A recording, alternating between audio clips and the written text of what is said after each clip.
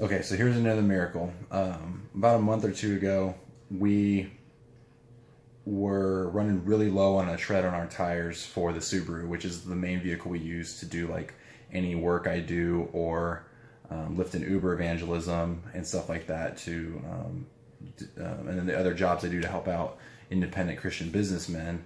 And one of those people is a good friend of mine, and he owns a roofing company, and he will occasionally ask me to go do things like drive to a city to pick up some product or take some pictures or do whatever. And we were running really low on bills, really cutting it close one time, and weren't going to be able to make stuff. And he's like, "Hey man, I need you to do a job for me. Can you go the next day or in a couple days to do this?" And I was like, "Okay, sounds good." But then we got a flat on the tire on one of the tires for the Subaru. And then on Sunday at Bracken House, the little, I guess, like house church that we host here, they were asking for highs and lows, and I had explained kind of like, what the low was. Like, I'm just like really bummed. Like, I don't know what the Lord's wanting to do, if he's going to provide. I couldn't go drive for Lyft and Uber to even make money. I couldn't do anything for Johnson to make money because we didn't, and we also didn't have money. So we were just stuck in this conundrum of like, we have a flat tire. We couldn't fix it with 2 cans of fix a flat.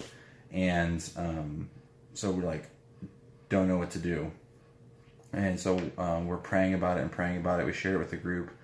Next thing we know, like 4 different ways God provides and sends money so that we can, just enough money so that we can get the tires, so that I can go do the job, so I can make more money, so that then we can make our bills and everything. So we get just enough money in there.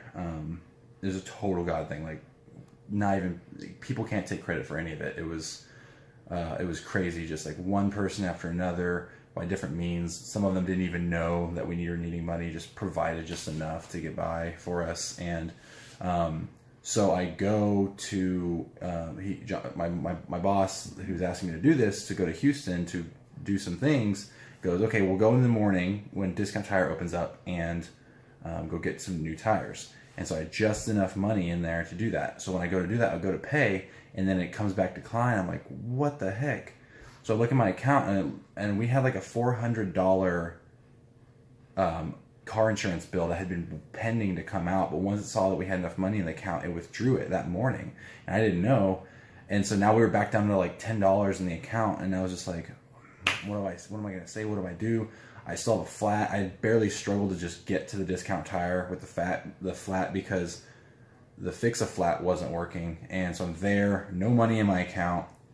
I promised this awesome man of God that I've been helping out that I'm going to be able to drive to Houston and do the stuff for the day.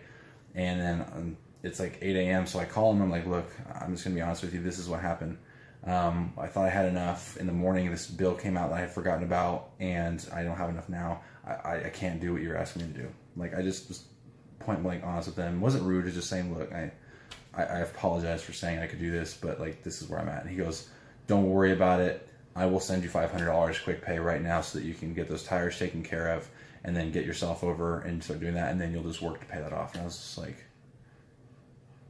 and all the meanwhile, I'd been praying like, "Dad, I don't know what's going on. Like this, you always come through. You always figure something out, but sometimes it's just like, it's sad because we will think that he can't handle certain things because we can't handle those things, and we don't see the way that he could take care of them."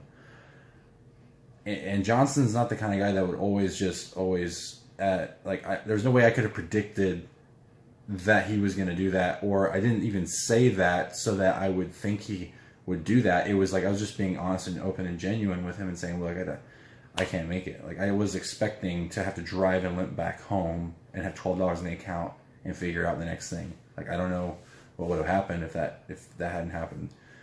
So not only did I finally get enough money from him to do the tires, I got the tires, got to do the job, got even more money than I was expecting to on the job doing that stuff, and then just continuously have been blessed week by week ever since then. We got all 4 new tires on there now, been able to do Lyft and Uber evangelism again, and been able to just praise the Lord for something that only he could have done. It was